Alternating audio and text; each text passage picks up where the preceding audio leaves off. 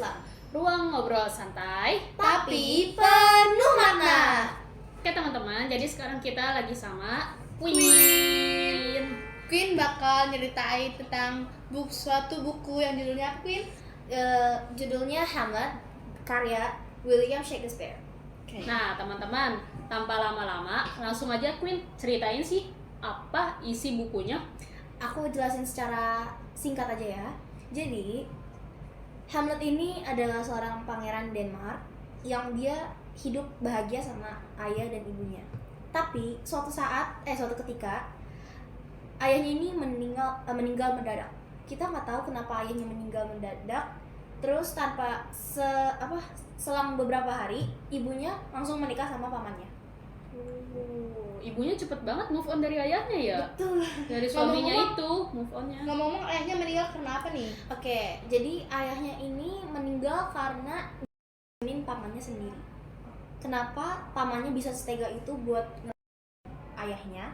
Karena dia pengen naik tahta ke raja, dan dia pengen banget menikahi istri abangnya sendiri. Terobsesi ya. Oh, jadi pamannya Hamlet ini terobsesi sama ibunya Hamlet gitu. Jadi Ya. pengen jadi raja juga. Benar. Oh, jadi pamannya Hamlet ini tega abangnya itu, kakaknya itu cuman karena pengen sama istrinya aja gitu. Sama pengen jadi raja juga. Oke, jadi kenapa saat ayahnya meninggal itu Hamlet ini langsung tahu kenapa bisa Claudius jadi Claudius ini siapa? Claudius ini pamannya. Oh, Claudius itu nama pamannya. Iya. Oh. Jadi berdasarkan pengakuan ayahnya yang ada di mimpinya siapa namanya Hamlet, dia ini diraja sama pak adiknya sendiri. Dia di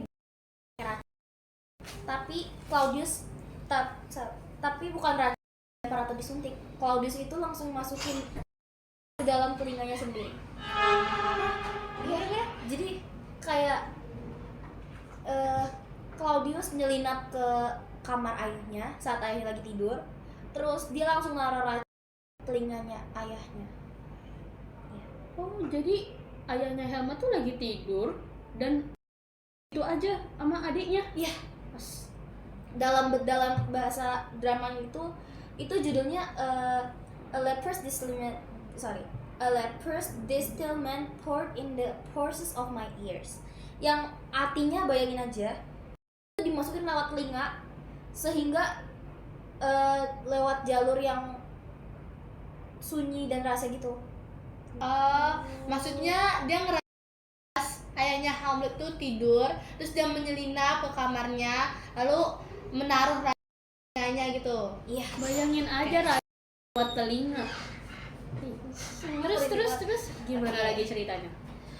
Setelah kebenaran sedikit kebuka, bukan cuma Claudius aja nih yang rugi, tapi kebingungan Hamlet dan obsesinya bikin banyak yang terluka, guys.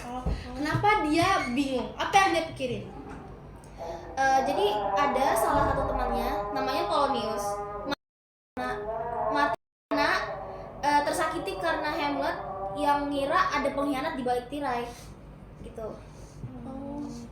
Jadi Hamlet ini ngira kalau misalnya Polonius ini juga bekerja sama pamannya sendiri buat ngebunuhnya, padahal Polonius ini beneran sama sekali nggak tahu kalau misalnya pamannya ini sendiri.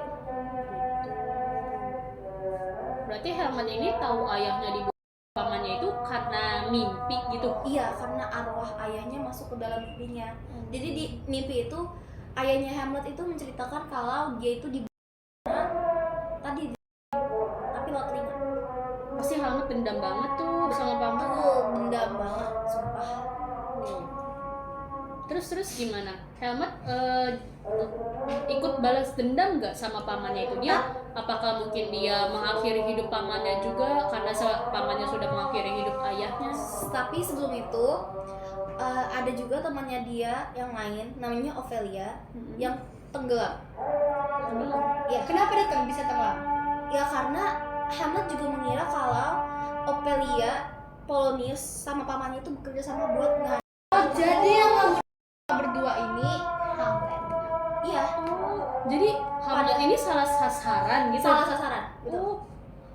Berarti teman-teman Hamlet itu sebenarnya nggak ada kaitan sama ayahnya ini Benar, gitu. sama sekali nggak ada kaitan sama Hamlet ngira teman-temannya itu mengkhianati dia gitu. betul. Nah, sebentar. Pada puncaknya, hampir semua tokoh utama tuh tewas.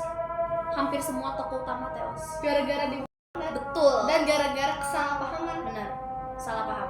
Jadi tragedi itu menunjukin suatu hal kayak kebohongan, terus tindakan licik memicu rantai kekerasan yang sulit dihentikan. Tapi kan Hamlet punya ibu. Nah itu ibunya gimana? Oke, kalau kalian nanya ibunya itu kemana, ibunya ini juga cuman bukan ke Hamlet, tapi sama suami sendiri. Claudius. Sama pamannya? Iya, sama pamannya. Kok bisa? Oke, kenapa? Jadi si Claudius ini sempat nyiapin satu botol yang isinya tuh anggur, karena dulu di zaman-zamannya itu anggur tuh sebagai minuman tradisional ya di sana ya, yang menurut kita masih wajar di sana. Untuk jamuan lah Iya, ya. untuk jamuan ya. Nah di anggur itu Claudius itu naro anggur gitu. Nah ibunya kira itu Claudius itu nyiapin untuk dia, cuman ternyata anggur yang disiapin itu untuk si Hamlet. Tapi Hamlet ibunya ini nggak tahu kalau itu punya Hamlet. Jadi ibunya tuh asal minum aja. Jadi ibunya meninggal. Oh, jadi salah sasaran gitu. Iya, jadi ini udah 3 tokoh yang salah sasaran. Oh jadi pamannya ini tahu Hamlet itu mau ngebunuhnya. Jadi pamannya ikut balas Hamlet gitu, ikut ingin mengakhiri hidupnya Hamlet juga, karena Hamlet nih berusaha mengakhiri hidup pamannya juga gitu. Dan pamannya itu pengen akhiri Hamlet pakai cara naruh racun anggur. Iya. Dan anggur itu malah diminum sama ibunya Hamlet. Iya. Berarti salah sasaran berarti. Ya, salah sasaran part 3. Oke. Jadi dari semua tokoh-tokoh udah meninggal itu, di antara 2 orang itu langsung terjadinya kayak puncaknya tuh kayak ribut gitu. Gimana ya jelasannya ya? Jadi kayak mereka tuh duel satu sama lain. Jadi gitu. Mereka berdua duel. Terus si Claudius ini nggak hampir meninggal, cuman dia tuh lebih ke lebih ke terluka parah daripada Hamlet. Mereka jadinya berantem battle berdua nih. Iya. Battle-nya tuh gimana? Apakah saling naro-naro racun atau saling bertengkar atau gimana? Kayak kalau kalian tahu kesatria gimana perangnya, mungkin kayak gitu. Jadi pakai senjata? Iya, pakai senjata. Pakai pedang gitu. Iya. Jadi dia kan tadi kan dibilang kalau dia tuh ada di kerajaan ya. Iya. Oh, berarti dia ada, kalau di kerajaan tuh kan ada kayak tempat latihan untuk mengasah kemampuan kita berpedang gitu ya. Nah, Jadi pamannya ini kalah dong jatuhnya.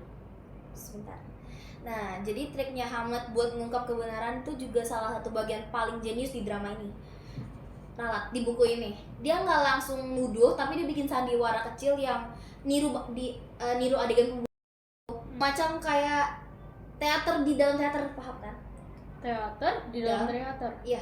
Berarti ada drama di balik drama. Betul. Nah, di sandiwara itu jadi sandiwara itu dipentasin di depan banyak orang. Claudius kayak bereaksi kayak gugup dan ketahuan dan ngerasa dirinya bersalah. Reaksinya yang spontan bikin Hamlet yakin kayak oke nih dia pelakunya nih, gue yakin dia pelakunya.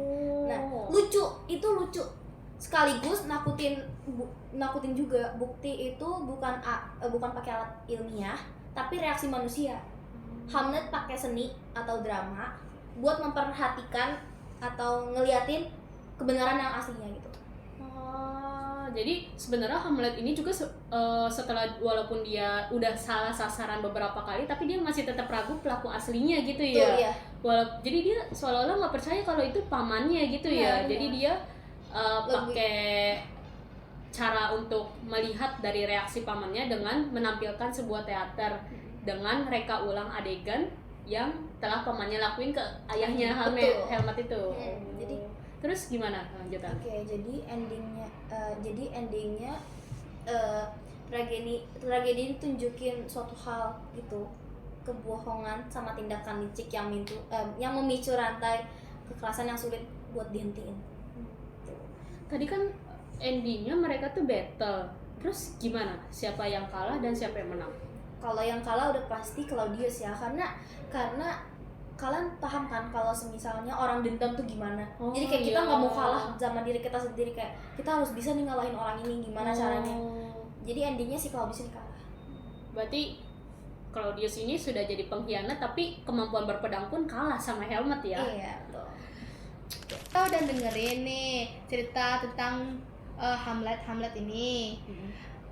Jadi inti dari novel ini tuh menceritakan tentang pertikaian yang terjadi di keluarga kekerajaan gitu. Ya, betul. Pada intinya buku ini menceritakan tentang sebuah pengkhianatan.